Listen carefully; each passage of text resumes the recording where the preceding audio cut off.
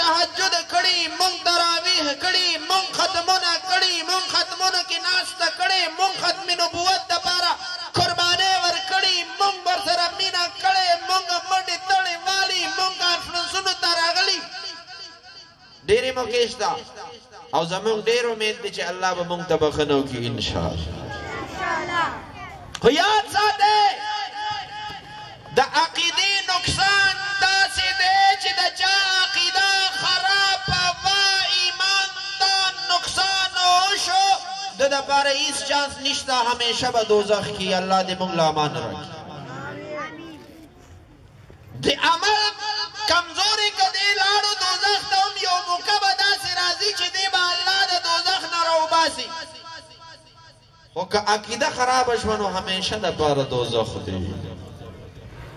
تاسو زما ته ووایئ چې د عقیدې تحفظ ډېر ضروري دی که نه دی دا دې لفظ اورېدل غواړم ضروري دی که نه دی خو داسې نه په تیز اورېدل غواړم په تیز باندې اورېدل غواړم ما وختي یو مدرسه کې بیان کولو مال دا مدرسې چې دي دا د قرآن معجزه ده ووایئ سبحان الله امریکا او شپږ 50 ملکونه یو ځای شوي د نیټو په نوم او ویل چې پاکستان نه به مدرسې ختمو جامع حفصې مو سوځوله ډوډوله باندې بمباري مو کړله او افغانستان نه به هم ختمو په قندوز کې په 300 حافظانو باندې بمباري وکړه شهیدان یې کړل خو ما ویله الحمدلله هغه مدرسې نورم سیوا شوي حافظان نورم سیوا شول عالمان نورم سیوا شول افغانستان کې د قرآن او د قرآن والاو حکومت هم الله راوست ووایئ سبحان الله نو هغې ته مې وویل چې وی مدرسې به وي خو هغه چا چې وی زه به یې ختمومه نو هغه به دا لاس داسې تاسو اوچت کې داسې به یې کول نو تاسو جوابا ووایئ چې مدرسې به وي انشاءالله دا لاس اوچت کې مدرسې به وي قرآن به وي قرآن والا به وي انشاءالله نو زما عزتمندو که هر کله خدا نه خواسته د چا عقیده خرابه شوه عقیده کې فتور رالو خرابتیا راله همیشه دپاره به دوزخ ته د ده بیا راوتلو چانس نشته موقع نشته نو اوس دې دپاره زه وایم چې تاسو ووایئ چې د عقیدې تحفظ ضروري دی نو دا دې تاسو دونه تیز ووایئ چې دا ټول خلک خبر شي عقیدې تحفظ ضروري ضروري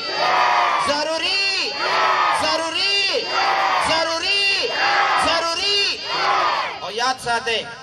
که چا قادیانی سره همدردي مو کړې د ایمان نه خلاص شو الله دې موږ ته ایمان راکړي څوک چې قادیانی په لار لاړو قادیانی شه هغه خو تباه برباد شو الله دې زموږ ایمان نصیب کړي امین ووایئ الله دې زموږ بچي د داسې فتنو نه وساتي امین ووایئ الله دې هغه خلک چې د دې فتنو کې راغلي دي الله دې هغیم د دغه فتنې نه راوباسي امین ووایئ الله دې هغې ته هم کامل ایمان نصیب کړي امین ووایئ الله دې موږ له په خپل ایمان باندې کلک اوسېدل نصیب کړي امین ووایئ سم مې واونرېدل که نه سم مې واونرېدل جزاک الله ښه تیز ووایئ څوک چې وایي ایمان مې ډېر خوښ دی تیز ووایئ څوک چې وایي ایمان دی الله نصیب کړي تیز ووایئ څوک وایي نبی علیه السلام شفاعت الله نصیب کړي تیز ووایئ باقاعده آغاز دا مې دې دپاره ووایي چې بعضې خلک یقینا دا خبره ده چې معاشره کې به هر قسمه ګناه وي فحاشي به وي نور به وي نور به وي د هغې به هم انشاءالله د دعوت و تبلیغ په لار باندې هغې تحفظ کوو که به نه کوو انشاءالله اجراګان هم تبلیغ کې لاړل ګیرې پرېښودې ووایئ سبحان الله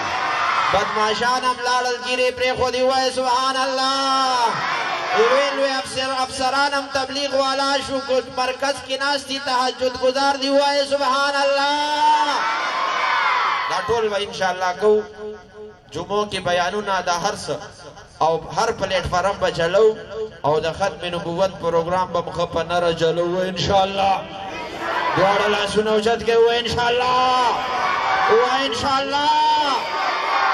باقاعدة آغاز د تلاوت کلام